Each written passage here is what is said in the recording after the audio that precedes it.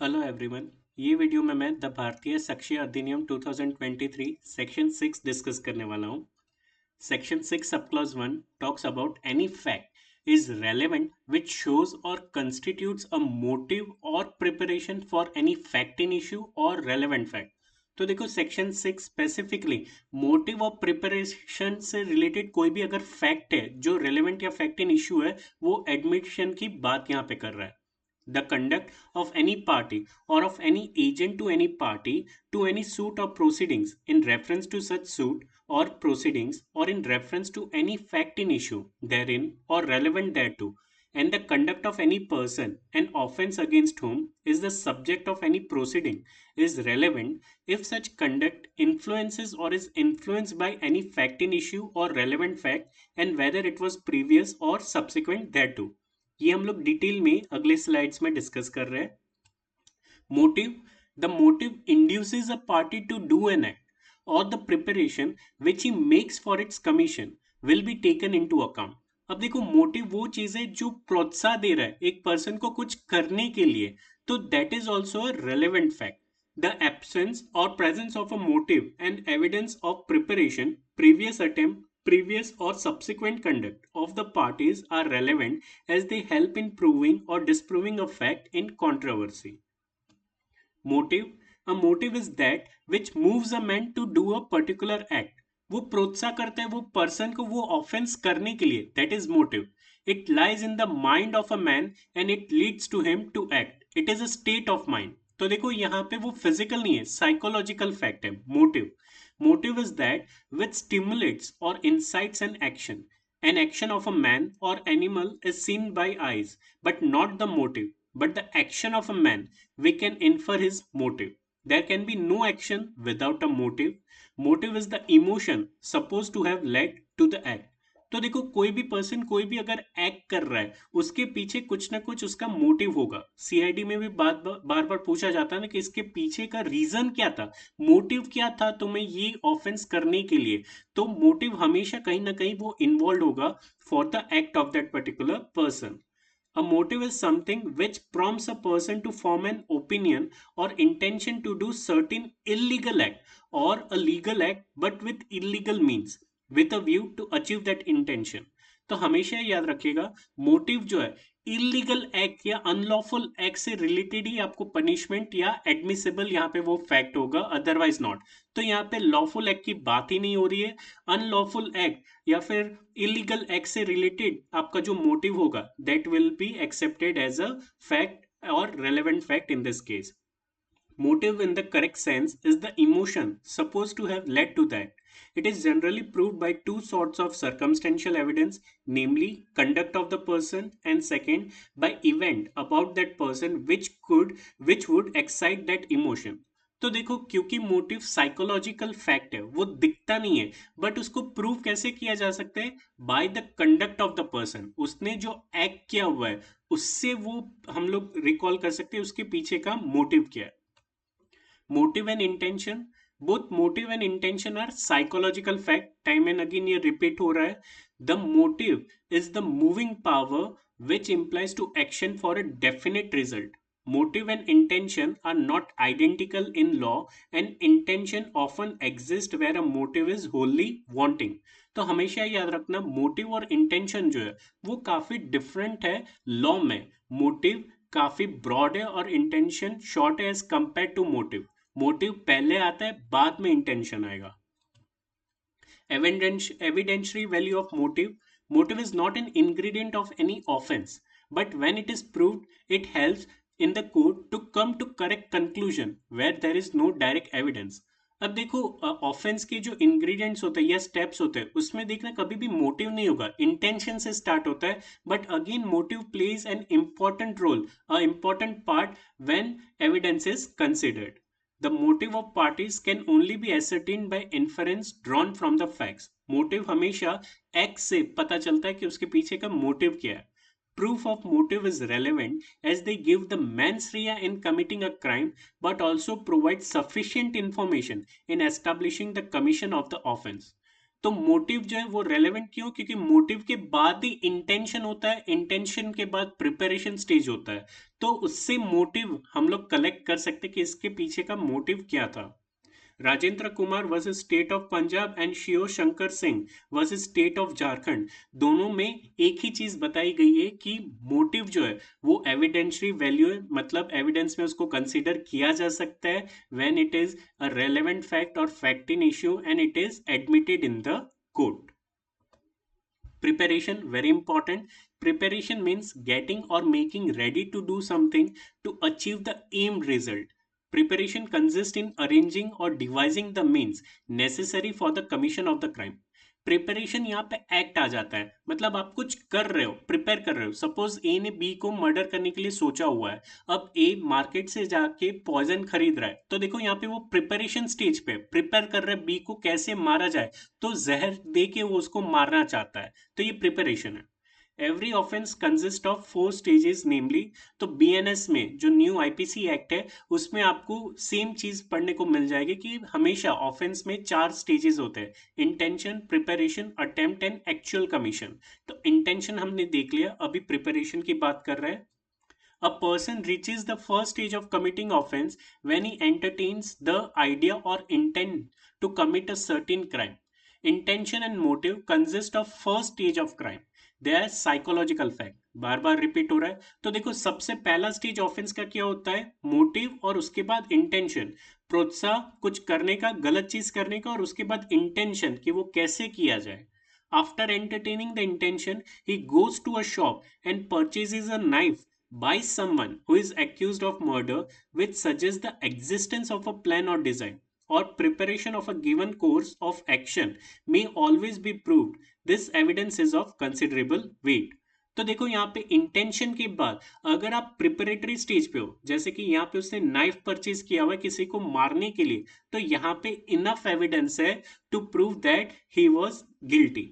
If a person drops from doing criminal act either at motive stage or at a preparation stage, he cannot be punished. Very important. अब देखो किसी को सिर्फ सोचना, किसी को मारने के लिए सिर्फ आप सोच रहे हो, उसको आपको पनिशमेंट नहीं मिलेगा, या फिर प्रिपरेशन स्टेज कर रहे हो उसका पनिशमेंट आपको नहीं मिलेगा जब तक कि आप अटेम्प्ट नहीं कर देते। जैसे कि यहाँ पे स्टेजेस है ना, इंटेंशन, प्रिपरेशन और अटेम्प्ट। तो आप सोच रहे हो किसी को मारने के लिए, उसके बाद आप प्रिपरेशन करो, बट जब तक आप अटेम्प्ट नहीं करोगे तब तक आपको कोई पनिशमेंट नहीं मिलेगी। फॉर एग्जाम्पल यहाँ पे एक मूवी है एंटरटेनमेंट, जहाँ पे अक्षय कुमार ये कुत्ते को मारने के लिए पॉइजन खरीदता है और उसके फूड में ये पॉइजन मिक्स कर देता है। तो देखो यहाँ पे उसने अटेम्प्ट किया हुआ है, फिर चाहे इसका रिजल्ट आपको मिले या ना मिले, डॉग ने वो खाना खाया कि नहीं खाया वो सेकेंडरी थिंग है, बट देखो वहां पे प्रिपरेशन के बाद उसने अटेम्प्ट किया हुआ है to kill this particular dog. हाँ, अगर उसने इसमें पॉइजन नहीं मिलाया होता तो वहां पे उसको पनिशमेंट नहीं मिलती। उसने खरीदा पॉइजन बट उसने मिक्स नहीं किया खाने में, उसका माइंड चेंज हो गया, तो वहां पे उसको पनिशमेंट नहीं मिलेगा। बट जैसे उसने अटेम्प्ट कर लिया है यहाँ पे उसको पनिशमेंट मिल जाएगी। उसके बाद preparation and attempt to commit an offence is punishable. जैसे कि मैंने अभी कहा कि जैसे ही आप अटेम्प्ट कर लेते हो, चाहे आपको एंड रिजल्ट मिले या ना मिले, आपको पनिशमेंट मिलेगी। Whereas mere preparation is not punishable. Preparation stage पे आपको पनिशमेंट नहीं मिलती, उसके कुछ एक्सेप्शंस है वो हम लोग बाद में देखेंगे। The preparation is a pre plan one. The preparation consists in devising or arranging the means or measures necessary for the commission of an offense. Mere preparation cannot be entitled for punishment. After preparation, the accused must have attempted to do an actus reus, very important, that is wrongful act, such as an attempt and commission. तो देखो सिर्फ intention और preparation पे आपको punishment नहीं मिलती है, when preparation is met with attempt, जैसे अटेम्प्ट हो जाता है तो आपको वहां पे पनिशमेंट मिल जाएगी। Conduct, a man's conduct, what he does and what he omits to do. Conduct मतलब अगेन यहाँ पे फिजिकल फैक्ट से रिलेटेड है, आप क्या चीज कर रहे हो या क्या चीज नहीं कर रहे हो अनलॉफुली, वो आपका कंडक्ट हो जाता है। कंडक्ट में in certain circumstances include statements. The second paragraph of section 6 of BSA deals with relevancy of conduct. The conduct of any party or of any agent to any party to any suit or proceedings in reference to such suit or proceeding or in reference to any fact in issue therein or relevant thereto, and the conduct of any person, an offense against whom is the subject of any proceeding is relevant if such conduct influences or is influenced by any fact in issue or relevant fact, and whether it was previous or subsequent thereto. एक एक चीज हम लोग detail में देख लेते क्या है. सबसे पहले तो party.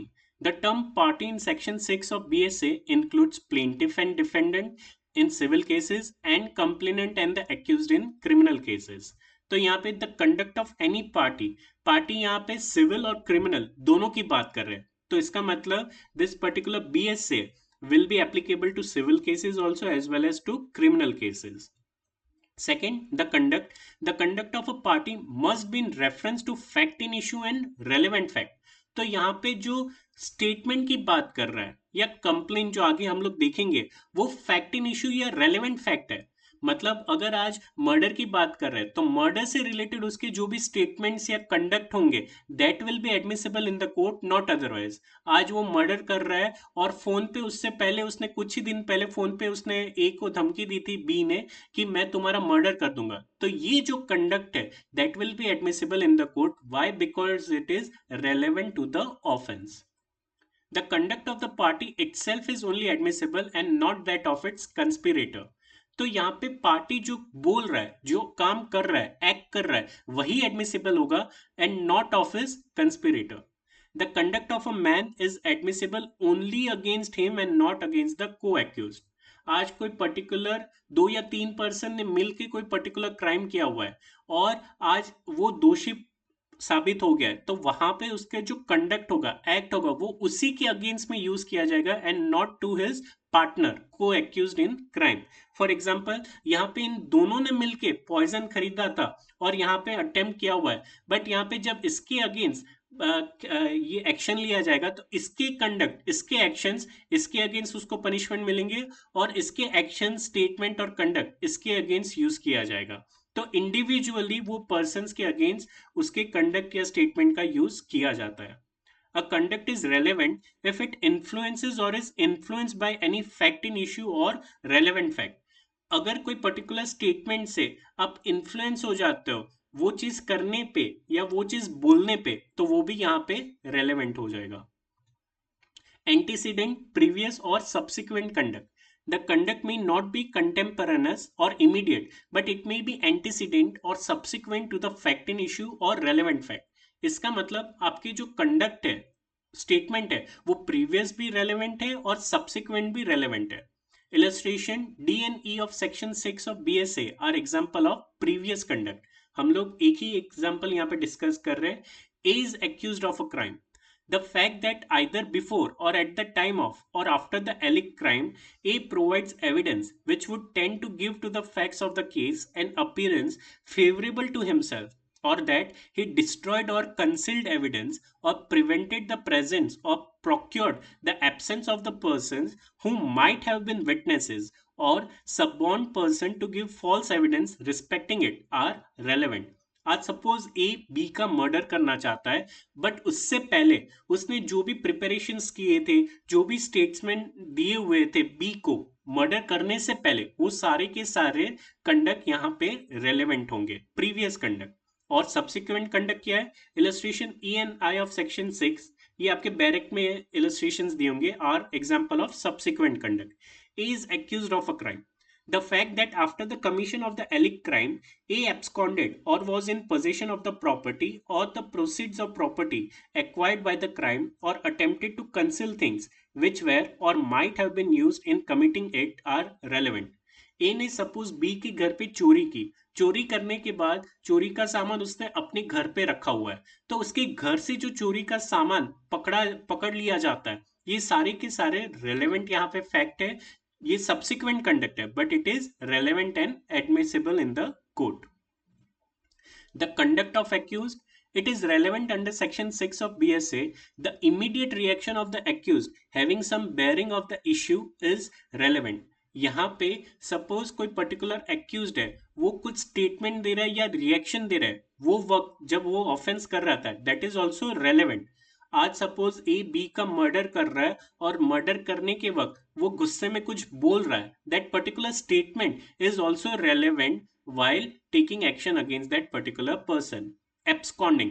Absconding of an accused is a relevant fact showing his subsequent conduct. Very important. आज ए ने बी के घर पे चोरी की, बी के घर में चोरी करने के बाद 2-3 दिन वो फरार रहा, उसके बाद वो कहीं चाय की टपरी पे चाय पीने गया, वहां पे उसने सुना सी को बोलते हुए कि ए के घर पे जो चोरी हुई थी वो उसका फेस आइडेंटिफाई हो चुका है। ये सुन के बी वहां से भाग गया, तो यहाँ पे वो जो एब्सकॉन्ड हो रहा है वो सुनने के बाद, ये ऑफेंस होने के बाद भी वो भी यहाँ पे रेलेवेंट कंडक्ट है और वो एडमिट हो जाएगा कोर्ट में। FIR by accused conduct. When the accused himself gives information which forms the first information report, it is admissible. FIR में अगर कोई पर्टिकुलर एक्यूज कोई डिस्क्लोज कर रहा है कि उसने ये कैसे किया था क्राइम या फिर कहाँ पे उसने कुछ छुपाया हुआ है, ये सारे के सारे कंडक्ट जो है वो एडमिसिबल कोर्ट में हो जाएंगे। प्रीवियस अटेम्प्ट, प्रीवियसली अगर उसने कोई क्राइम किया है सिमिलर क्राइम, तो वो भी यहाँ पे एडमिसेबल हो जाएगा against himself only, against that particular person only, not his co accuse person. Threat by accuse, a threat to do a criminal act is relevant and admissible. A ने B का murder किया, पर B का murder करने से पहले ए ने 2 दिन पहले ही बी को कॉल करके बोला था कि मैं तुम्हें मार डालूंगा, तो यहाँ पे ये जो थ्रेट भी दे रहा है that is also admissible in the court. A statement is only a bare statement of fact which provides information, whereas a complaint is a statement which expresses grief and dissatisfaction and is made to a person in authority with a view to obtaining redress or punishment to a police officer or some other person. अब यहाँ पे difference है between a statement and a complaint. Statement कोई भी चीज आप बोल रहे हो दैट इज अ स्टेटमेंट, मैं यहाँ पे आपको पढ़ा रहा हूँ it is a statement. But complain क्या है, वहां एक स्टेटमेंट ही है, it is a type of statement जहां पे आप अपने डिससेटिस्फैक्शन, अपने ग्रीवियंसेस किसी ऑथराइज पर्सन के सामने दे रहे हो। देखो कंप्लेन हम लोग कहाँ पे देने जाते हैं, पुलिस को या फिर मैजिस्ट्रेट को कंप्लेन करते हैं, तो वहां पे वो ऑथराइज पर्सन है जिसकी ड्यूटी है कि वहां पे आपके ग्रीवियंस को सुन के उसमें आपको रेमेडीज दिया जाए, तो जिसकी रेमेडीज या फिर पनिशमेंट दी जाती है that is a complain. When the conduct of any person is relevant, any statement made to him or in his presence and hearing which affects such conduct is relevant. तो यहाँ पे statement या complaint दोनों conduct का part है, दोनों conduct में include हो जाता है and that can be considered as an evidence. आज अगर किसी ने कंप्लेन भी की हुई है तो वो भी रेलेवेंट है और उसको एडमिट किया जाएगा कोर्ट में। एग्जाम्पल ले लेते हैं, the question is whether A rob B. The fact that after B was robbed, C said in A's presence, the police are coming to look for the person who robbed B, and that immediately afterwards A ran away are relevant. तो देखो यहाँ पे A ने B के घर पे चोरी की और उसके बाद उसने C को बोलते हुए सुना कि जिसने भी चोरी की ना पुलिस उसको पकड़ने आ रही है, ये सुन के वहां से B भाग गया, तो ये सारे के सारे स्टेटमेंट जो है वो रेलेवेंट है। Admissibility of immediate complaint. In the Queens versus McDonald, it has been held that the following statement of immediate complaint are admissible if they form the part of the same transaction, showing conduct influenced by a fact in issue and negating the consent when consent is material. The question is whether A was raped. The fact that shortly after the alleged rape, A made a complaint relating to the crime. अब देखो यहाँ पे ए के साथ rape हुआ और ए ने तुरंत ही कंप्लेन किसी ऑथराइज पर्सन को किया हुआ है, तो यहाँ पे सेम ट्रांजेक्शन है और यहाँ पे कोई इन्फ्लुएंस में वो फैक्ट वहां पे बता रहा है कि कौन से कंडीशन में वो कंप्लेन करने यहाँ पे आ रहा है, ये दोनों के दोनों कंडक्ट में फॉल हो जाएंगे और वो एडमिट हो जाएगा। The circumstances under which and the term in which the complaint was made are relevant. The fact that without making a complaint, A said that A had been raped is not relevant as conduct under this section, though it may be relevant as a dying declaration under clause A of section 26 or as corroborative evidence under section 160. तो देखो यहाँ पे अगर वो complain कर रहे हैं किसी प्रॉपर ऑथोरिटी के पास तो वो एडमिट हो जाएगा, अगर वो किसी थर्ड पर्सन को अपने ग्रीवेंसेस बोल रहा है तो वो नॉट रेलेवेंट है। हाँ, डाइंग डिक्लेरेशन में वो एडमिट हो जाएगा, डाइंग डिक्लेरेशन क्या है ये हम लोग नेक्स्ट सेक्शंस जब ये रिलेवेंट होगा तब हम लोग ये डिटेल में डिस्कस करेंगे। तो याद रखिएगा कि आपके जो इमीडिएट कंप्लेंट्स भी है, जैसे कि हमने कहा था ना एफआईआर भी यहाँ पे कंडक्ट है which is admitted in the court. Statement not included in conduct. Explanation 1.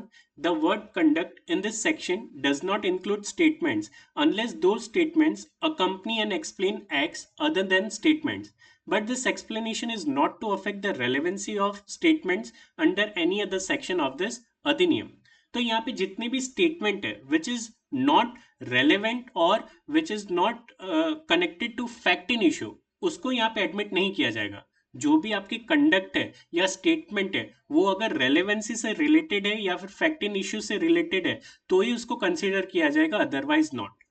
In Queen's Empress versus Nana, it has been held that statements made by an accused while in the custody of the police are not admissible in evidence as conduct or otherwise.